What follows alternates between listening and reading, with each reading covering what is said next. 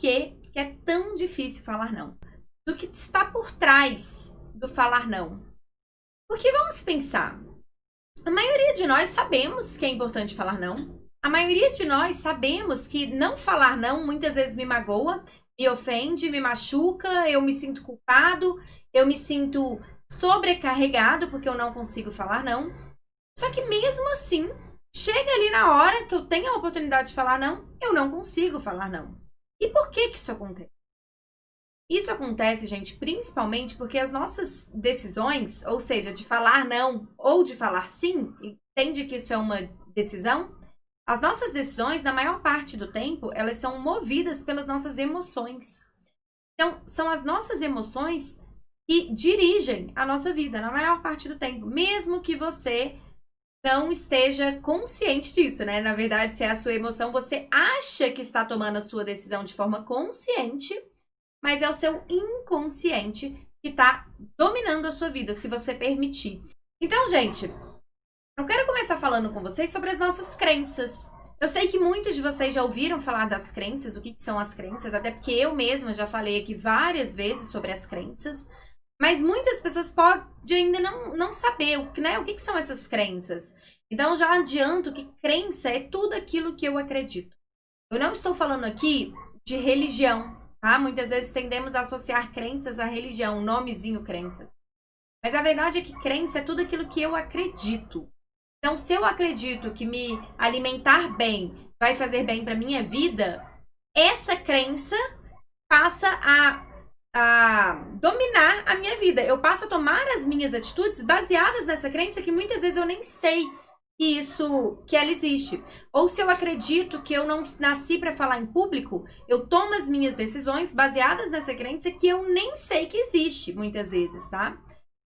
Então, por trás de cada não que eu não falo, ou seja, por trás daquele sim que eu falo para as pessoas, mesmo quando eu não quero, e eu sei que eu não quero quando eu sinto emoções negativas sobre aquele sim. Então, por exemplo, se eu falei sim pra você, você me fez um pedido, claro, você pode fazer tal coisa pra mim? Eu falei assim, faço, claro. Se logo depois daquilo eu me senti mal, me senti com culpa porque eu deixei de fazer algo que eu tinha que fazer, algo que era importante pra mim, ou me sinto chateada porque não me senti reconhecida por você. Enfim, se eu tive um sentimento, uma emoção negativa depois daquilo ali, eu não tomei aquela decisão consciente. E por trás dessas crenças também existem os nossos medos. Os medos, na verdade, eles surgem de crenças, tá? Então, na verdade, não é nem por trás, né? É na frente. Então, se eu acredito em algo, pode me trazer um medo que me faz agir de tal forma. Vamos lá, gente. Então, eu quero conversar com vocês sobre alguns medos que impedem as pessoas de falar não. Primeiro medo, de magoar o outro. Não falo não, porque eu prefiro me magoar, muitas vezes. Eu prefiro fazer aquilo que eu não quero fazer para não magoar o outro. Segundo, medo de ser rejeitado. Então, vai que aquela pessoa depois não pede mais pra mim. Vai que eu deixo de fazer algo e aí aquela outra pessoa encontra outra pessoa que faça isso e essa outra pessoa faz ainda melhor que eu. Vai entendendo, gente? Medo de ser rejeitado, tá? Isso tudo é muito inconsciente, tá bom, gente? Só que é importante você começar a trazer isso pra sua consciência. Essa, né, de ser rejeitado ou de rejeitar.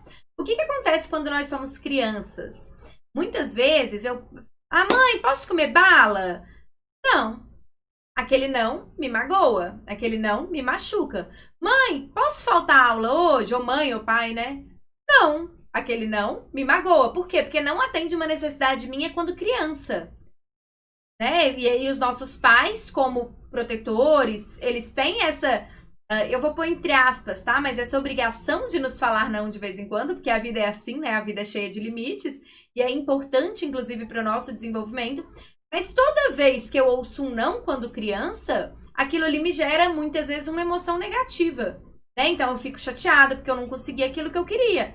Eu cresço acreditando que quando eu falar não para o outro também vai ter aquele sentimento que eu tive lá na infância.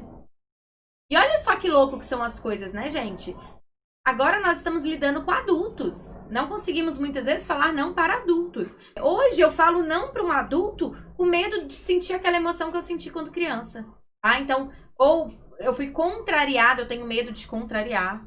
Vai vendo. Outro medo, né, gente? Também de ser excluído. Isso é muito perto. Medo de ser rejeitado, de ser excluído, de magoar o outro. São medos muito parecidos ali.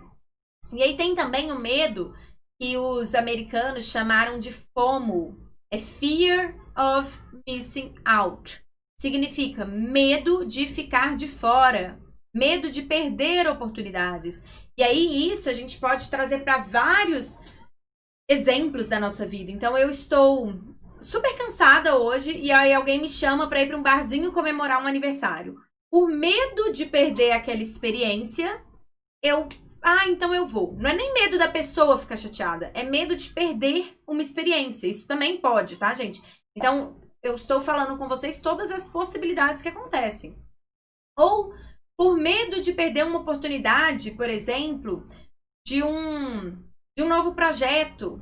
Às vezes eu estou bem focada em um projeto e me aparece algum projeto que sim é até legal, mas eu perco o foco daquilo ali por medo de perder uma outra oportunidade.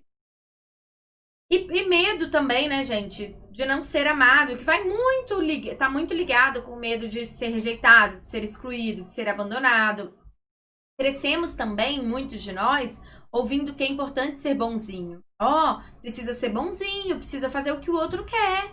Tem que fazer favor para as pessoas.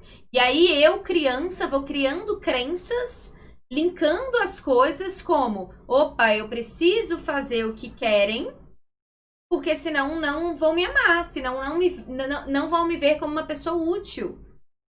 Mas é super importante vocês entenderem essa base. Porque a mudança, ela surge de dentro para fora. Então, não adianta eu esperar que o outro pare de me pedir as coisas se eu não estou pronta para falar não. E se você puder compartilhar aí comigo agora, compartilha comigo quando você não fala não, se você tem dificuldade de falar não, qual que é o principal medo que você tem? O que eu mais ouço é o medo de magoar o outro, tá? Mas eu acho que as pessoas não fazem essa auto-investigação. Então, o meu convite para você é começar a fazer essa investigação. Mas me conta aí qual que é o medo que você mais tem hoje, que você percebe que você não fala não porque você tem medo de... E aí eu quero saber, me conta aqui nos comentários.